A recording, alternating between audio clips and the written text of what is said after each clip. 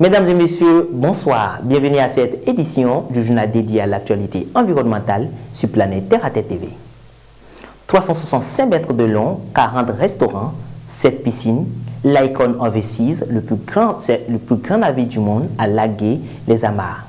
L'immense paquebot, qui est parti samedi de Miami pour un voyage inaugural, est propulsé au gaz naturel liquéfié, un combustible fossile que l'industrie présente comme une alternative plus propre au fioul lourd. Cet immense paquebot, immatriculé du moins aux Bahamas, est traité de monstruosité anti-écologique. Suivez cet élément qui vous édifiera davantage.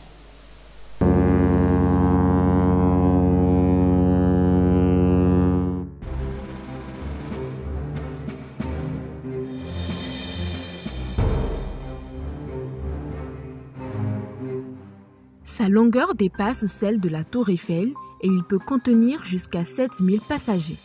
Le dernier né de la compagnie de croisière Royal Caribbean est le plus gros navire du monde. L'Icon of the Seas mesure 365 mètres de long, contient 7 piscines, 20 ponts, 40 restaurants et 2805 cabines. Ce mastodonte aquatique est entré en service en janvier 2024, mais son arrivée n'a pas fait que des heureux. Premier navire à être alimenté au gaz naturel liquéfié, GNL, les militants écologistes n'approuvent pas ce navire. Pour cause, le GNL est un combustible fossile qui largue du méthane, un puissant gaz à effet de serre. La question qu'il faut se poser, c'est dans un système à long terme bas en émissions, est-ce que cette technologie, elle est compatible en fait? Et la réponse est non. Son effet de réchauffement dépasse de loin celui du dioxyde de carbone. La compagnie, quant à elle, face à ces remarques, se contente de répondre que le navire est équipé d'un système qui permet de convertir les déchets en énergie et d'un autre pour le recyclage de l'eau à bord.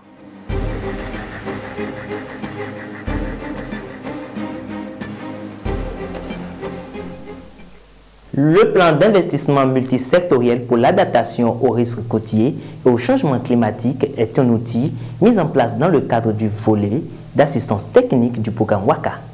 Il couvre 6 pays, dont le Bénin, la Côte d'Ivoire, la Mauritanie, Sao Tomé-Principe, le Sénégal, et est financé par la Banque mondiale.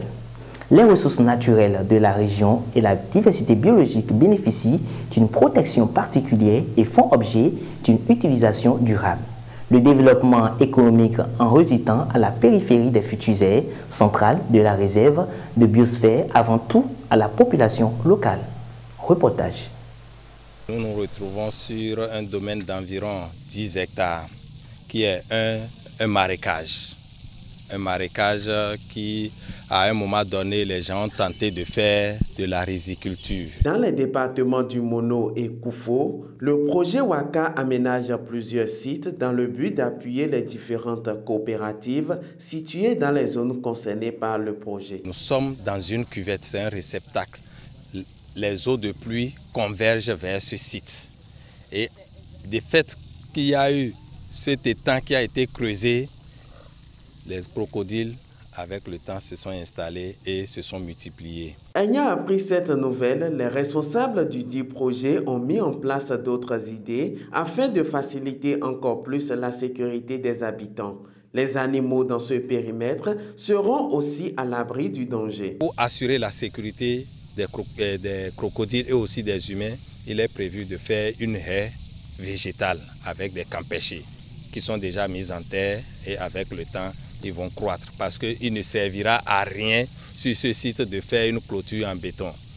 Vous pouvez faire une clôture en béton en profondeur de 3 mètres. Le crocodile, s'il veut sortir, il peut creuser au-delà de 3 mètres et sortir de l'autre côté. Donc ce serait vraiment des fonds perdus. Cette étendue sera aussi aménagée et va constituer une zone d'attraction touristique. Bientôt, on aura un bâtiment flambant neuf qui va servir d'abord de local pour les membres de l'association de gestion. Et c'est là qu'on va accueillir les visiteurs. C'est là qu'on va vendre les tickets. Il y aura un espace aménagé. Ça va être des hangars où les gens peuvent rester pour prendre de l'air Et il y a aussi un des hangars qui va servir de site pour soigner les crocodiles qui seront éventuellement blessés ou malades.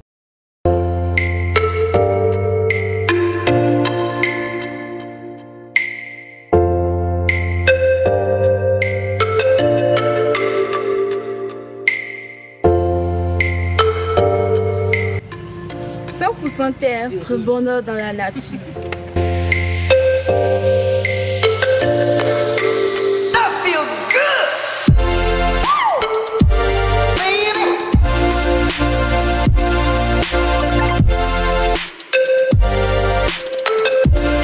Hors de nos frontières, à présent, les émissions mondiales de CO2 liées à l'énergie ont progressé de 1,1% en 2023 pour atteindre un niveau record en raison de la faible production hydroélectrique causée par les sécheresses et la croissance chinoise, a indiqué vendredi l'Agence internationale de l'énergie, l'AIE.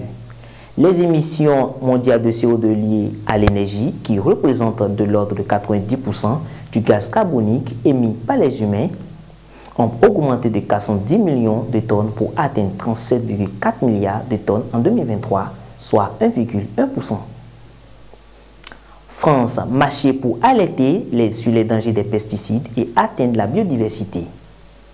Ils ont parcouru plus de 900 km à pied pour défendre la biodiversité et se lever contre l'utilisation des pesticides. Le scientifique Joseph Garrigue, conservateur.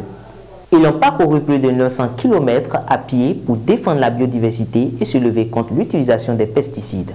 Le scientifique Joseph Garrigue, conservateur pendant plus de 30 ans de la réserve naturelle de Massal, dans le sud de la France, et sa compagne Françoise Ten ont atteint Paris ce week-end. L'objectif de cette marche protestataire, débutée mi-janvier dans les Finérés, est d'alerter sur les dangers des pesticides et réclamer l'arrêt de leur usage. Ainsi s'achève ce journal dédié à l'actualité environnementale sur Planète Terre à Terre TV. Mesdames et messieurs, merci d'avoir été des nôtres. Pour ne pas rater nos programmes, abonnez-vous à nos canaux digitaux Terre à Terre Bénin sur Facebook et TikTok, Planète Terre à Terre TV sur YouTube, mais aussi sur le www.planetterre-tv.bj. Par-dessus tout, protégez l'environnement parce que l'environnement, c'est vous.